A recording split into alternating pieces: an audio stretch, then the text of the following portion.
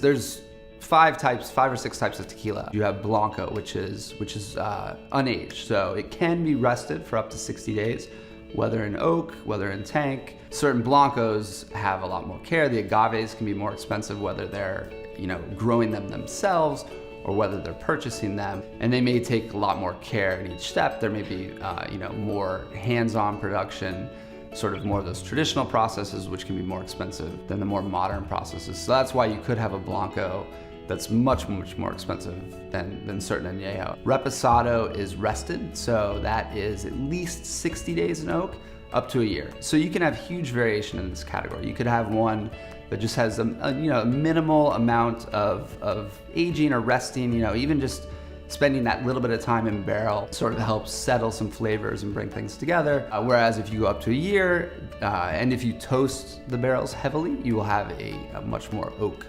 dominant flavor to that tequila. Now, when we get to añejo, which is a year or more, sort of the same idea again. You're for sure gonna get more oak no matter what, but again, some people may use more neutral barrels without much toasting. Other people may really toast or char the barrel to bring out a lot more of those oak flavors. And then in the case of extra añejo, these are 3 years or more, which can really have a lot more of that oak influence to it. It's always interesting to see, if somebody is new to tequila, where they kind of want to enter. Obviously cocktails are a great introduction, but if they're wanting to sip the spirits, some people love that pure agave expression that you'll get with the Blanco. Other people are more familiar with oak-aged spirits, whether they're whiskey drinkers or whatnot. So for them, the añejo or the extra añejo really sort of hits that sweet spot for them flavor-wise.